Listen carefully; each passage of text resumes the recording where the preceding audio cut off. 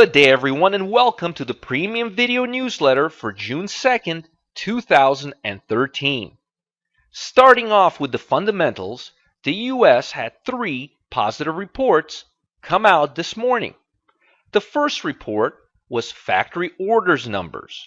According to the Commerce Department, factory orders rose 2.1% in May.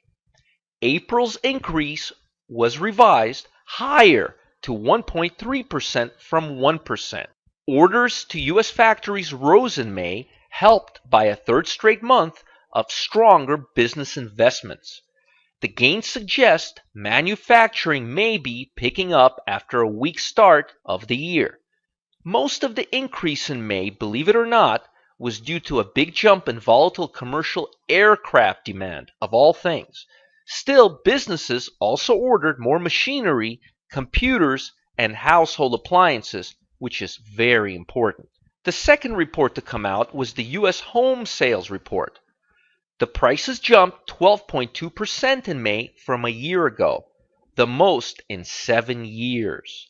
The increase suggests that the housing recovery is in fact strengthening. I've been talking a lot about the building sector lately. It's one of the most beat up sectors over the last several years, and it's making a comeback. Take a look at the following ETFs for a strong trend and pullback signals. I will be monitoring this sector and notifying you of developments as they come through. I'm currently looking at ITBI shares, which is the Dow Jones US Home Construction ETF.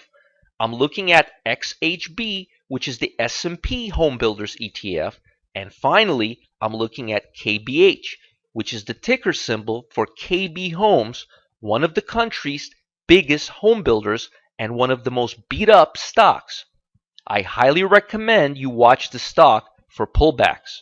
Lastly, the final report that came out was new auto sales. This is not, I repeat, not an official number, but a very important gauge for the economy, because one of the first things people buy when they have money is new cars.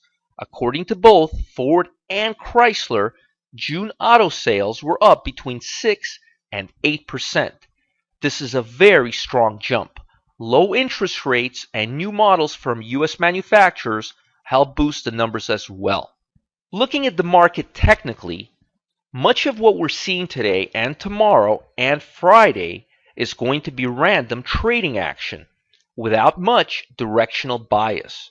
This is very typical for holiday trading when large traders are absent and floor traders are mostly scalping micro trades throughout the day. The U.S. stock market opened a bit higher and drifted the majority of the trading day lower, which is very typical in this type of market environment. I'm not seeing much meaningful trading in this market for the remainder of the week, so don't initiate any long-term positions for now. The bond market futures took cues from the U.S. stock market and rallied during the first part of the trading day. The 10-year bond futures contract was very oversold last week and now at neutral levels. I'm not anticipating any strong directional bias during the remainder of this week. However, one position I'm advocating is the spread between the September contract and the December contract. There is an extremely strong possibility that interest rates will be increasing in coming months. Futures traders are anticipating this and selling the long-term contracts. The certainty that interest rates will be going higher is very high, so you will see a good spread between the September contract and the December contract. Go long September and short December. You don't have to worry about position equalization because the contracts have the same specs and similar liquidity.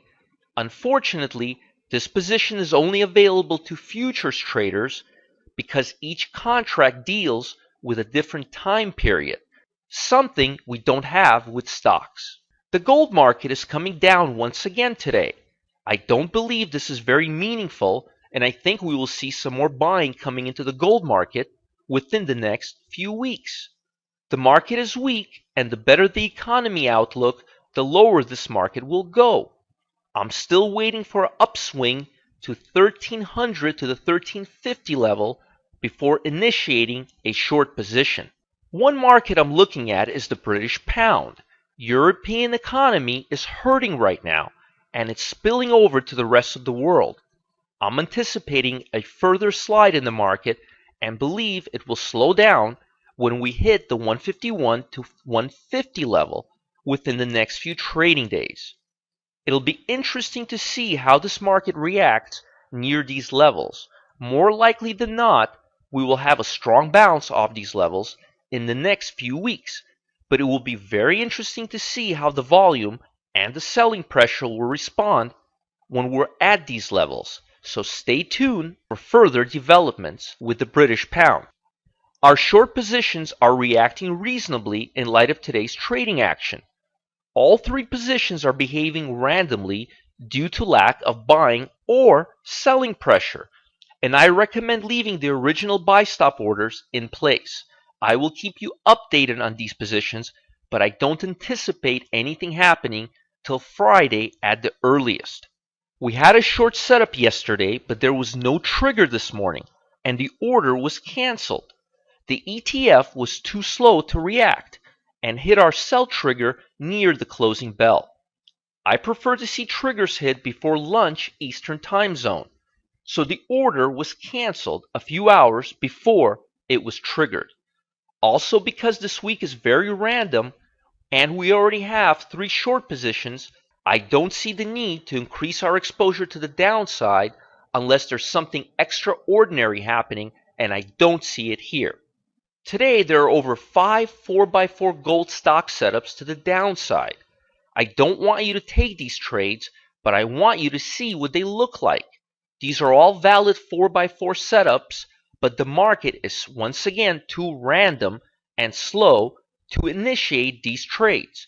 They include GG, which is Gold Corp, one of the biggest gold companies, AUY, which is Omana Gold, GRLD, which is Royal Gold, and GOLD, which is the ticker symbol for Range Gold Resources. There is even an inverse signal on a fund that tracks gold prices inverse of the regular market, and leverage is 3 to 1.